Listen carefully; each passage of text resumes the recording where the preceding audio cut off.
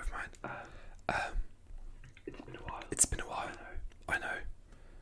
But I'm here now. And today I will continue reading from the Pokedex. I kind of increased the volume of my microphone, so I hope the audio is going to be a bit louder than it was in the last video.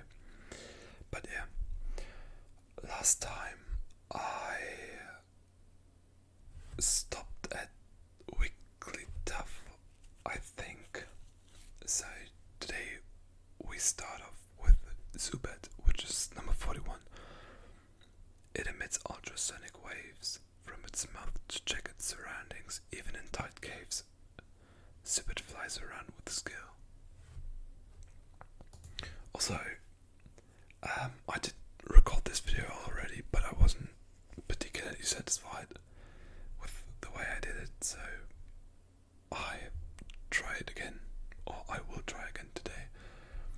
And I noticed that apparently there are new forms of Pokemon, depending on the area they live in. So taking that into account, I will also read, I guess, like the changed version they've added to each Pokemon. So it's not every single Pokemon, just a few, but I did notice that already when I recorded it last time, so just a quick disclaimer. Anyways, number 42, Golbat. It loves to drink other Scrooge's blood. It's said that if it finds others of its kind going hungry, it sometimes shares blood.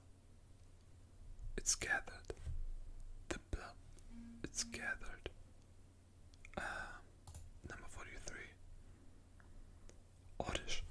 If exposed to moonlight, it starts to move. It roams far and wide at night to scatter its seeds. Seeds. Seeds. Seeds. Seeds. Seeds. Seeds. Seeds. So I still haven't figured it set up. You can only see half of my microphone, but I'll get right to fixing that, I think. Number 44, Glue. Its pistiles exude an incredibly foul odor. The horrid stench can cause fainting at a distance of 1.25 miles.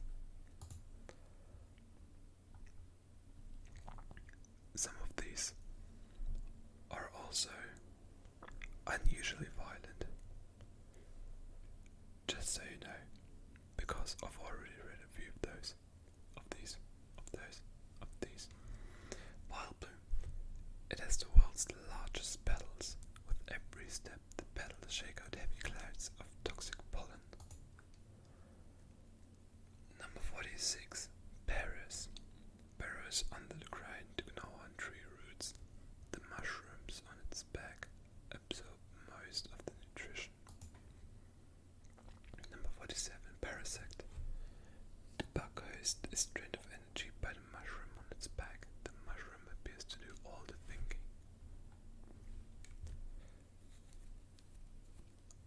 Number 48, Venonat. Its large eyes act as radar in a bright place. You can see that they are clusters of many tiny eyes.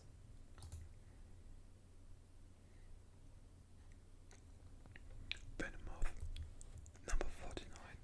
The powdery scales on its wings are hard to remove from skin. They also contain poison that leaks out on contact. Number 50. And the first one, with an alone form, is Diglett. If Diglett digs through a field, it leaves the soil perfectly tilled and ideal for planting crops. Its alone form reads: the metallurgy of this Pokemon's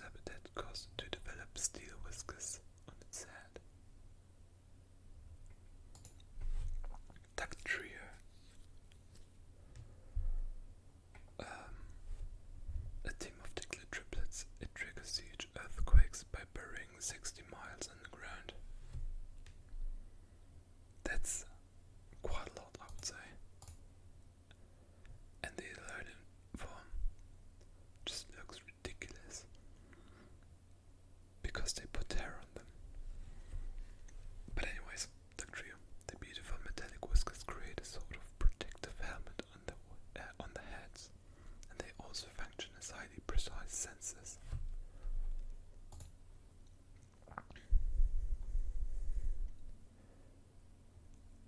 I actually don't know how to pronounce this one, and it's a bit embarrassing because it's a really famous one. Mewth, I guess, is how I would pronounce it. Number 52. It loves to collect shiny things. If it's in a good mood, it might even let its trainer have a look at its hoard of treasures. It's got four, I guess, forms overall. So one is the lowly form, and it says it's accustomed to luxury because it is used to live with alone and royalty. As a result, it's very picky about food. It's got a Galarian form. Living with the savage, seafaring people has toughened this Pokemon's body so much that parts of it have turned to iron. And the Gigantamax, which apparently is also like another version of Pokemon, where they just become abnormally huge, tall, large, whatever, because it says that it's got a height of 108 feet and 3 inches. The pattern that has appeared on a giant coin is thought to be the key to unlocking the secrets of the Dynamax phenomenon. Very interesting. Persian, number 53. Getting this bright red Pokemon to warm up to you takes a lot of effort, and it will claw at you the moment it gets annoyed. So pretty much just a cat. Its Alolan form reads the round face of Alolan Persian is considered to be a symbol of prosperity in the Alolan region. So these Pokemon are very well cared for. Number 54, Psyduck. Gotta wait a minute. I'm actually not accustomed to like shortening my videos or editing overall. So you will probably also see this part. Alright, don't know why it took so long, but number 54, Psyduck. Psyduck is constantly beset by headaches. That's actually pretty unfortunate. I feel sorry. But whatever. If the Pokemon lets its strange power up, apparently the pain subsides for a while. It's very late, I'm sorry, but all the reading mistakes I make. Golduck, number 55. This Pokemon lives in gently flowing rivers. It paddles through the water with its long limbs, putting its graceful swimming skills on display. Mankey, number 56. An agile Pokemon that lives in trees. It angers easily and will not hesitate to attack anything. Primeape, number 57. It stops being angry only when nobody else is around to view this moment as very difficult. I imagine so. Number 58 is probably one of the cutest Pokemon to exist, and it's Growlithe. It has a brave and trustworthy nature. It fearlessly stands up to bigger and stronger foes. It's got a huge form, and it says they patrol the territory in pairs. I believe the igneous rock components in the fur of this species are the result of volcanic activity in its habitat. I find that very interesting because it reads I believe, which is very unusual for a Pokedex entry. But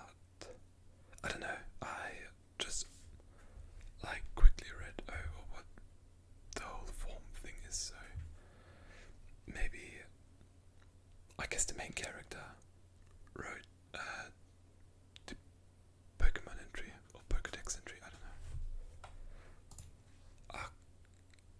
Arcanine, probably. Number 59. The sight of it running over 6,200 miles in a single day and night has captivated many people. In its fusion form says, snaps at its foes with the fangs cloaked in blazing flame. Despite its bulk, it deftly feigns every which way, leading opponents on a deceptively merry chase as it all but dances around them. Poliwag, number 60.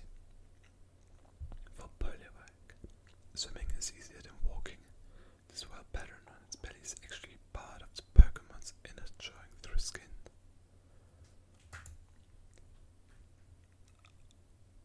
I could have easily lived without that information.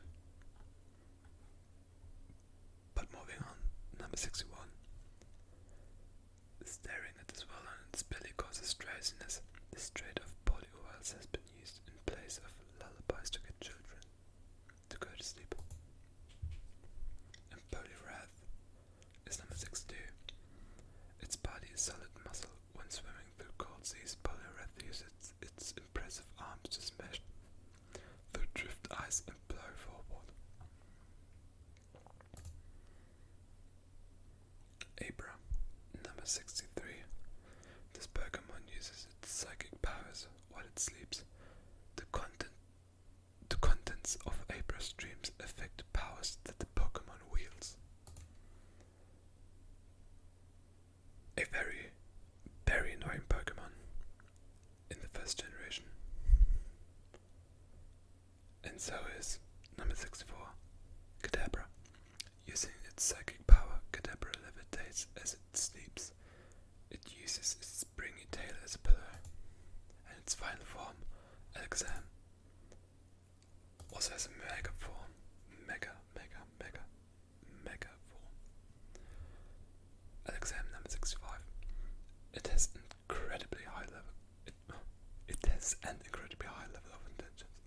Some say that Alakazam remembers everything that ever happens to it, from birth till death. And Mega Alakazam. It's adept at recognition. When attacks completely miss Alakazam, that's because it's seeing the future.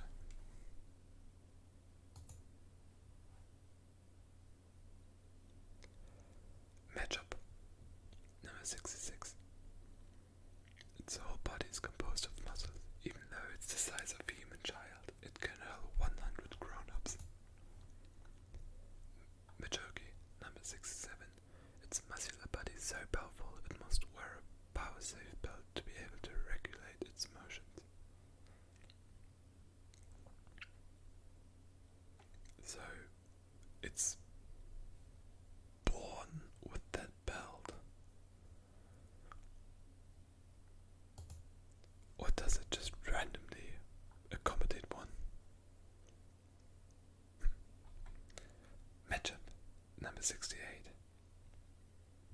It quickly swells its forearms to rock its opponents with ceaseless punches and chops from all angles.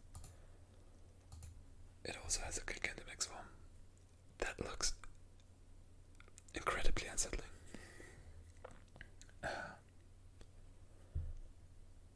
But yeah, the Gigantamax energy coursing through its arms makes its punches hit as hard as bomb blasts. Also not particularly wholesome. Number 69.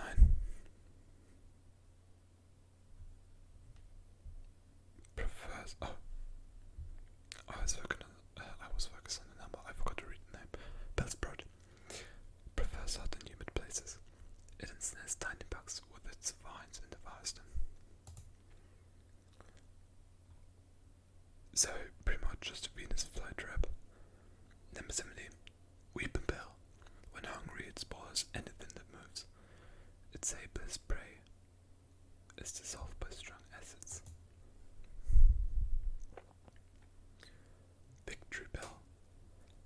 spray with the sweet aroma of honey, swallowed whole, the brace dissolved in a day, bones and all. It's 5 feet and 7 inches tall. That's actually very unsettling, because it can probably swallow like middle-sized Pokemon. Number 72. Tentacool. Tentacool is not a particularly strong swimmer. It drifts across the surface of shallow seas as it searches for prey. It's only 2 feet tall, so it could be swallowed. For example, Tentacruel. When the red orbs on Tentacruel's head glow brightly, watch out. The Pokemon is about to fire off a burst of ultrasonic waves. Number 74. Geodude. A rock with arms. Commonly found near mountain trails and the like. If you step on one by accident, it gets angry. But then again, who wouldn't? I wouldn't be too amused either if someone stepped on me. And its alone form reads, its stone head is imbued with electricity and magnetism. If you carelessly step on one, you'll be in for a painful shock. But its feet, it's a foot and 4 inches tall, so you wouldn't accidentally step on it, would you? I mean, that's quite a size, for a little stone or rock. Number 75. 75, 75, 75, 75. Graveler. Often seen rolling down mountain trails, obstacles are just things to roll straight over, not avoid. I actually like the humor behind that one, and its alone form reads, when it comes rolling down a mountain path, anything in its way gets zapped by electricity and sent flying. Not as fun. Number 76. Golem. Once it shed its skin, its body turns tender and whitish, probably whitish. Its hide hardens when it's exposed to air. It also has an alone form. It uses magnetism to accelerate fire rocks, often tinged with electricity. Even if it doesn't score a direct hit, the jolt of electricity will do the job. Ponyta. It can't run properly when it's newly born. As it races around with others of its kind, its legs grow stronger. That's actually quite a cute entry. And the Galarian form, which I think might be the first one we've had today, just looks like My Little Pony. Its small horn hides a healing power. With a few rubs from this Pokemon's horn, any slight wound you have will be healed. Rapidash. Number 78. This Pokemon can be seen galloping through fields at speeds of up to 150 miles per hour. Its fiery mane fluttering in the wind. It also has a Galarian form. Little can stand up to its Psycho Cut. Unleashed from this Pokemon's horn, the move will punch a hole right through a thick metal sheet. Not as awesome as its prior form. Slowpoke. Number 79. Slow-witted and oblivious, this Pokemon won't feel any pain if its tail gets eaten. It won't notice when its tail grows back either.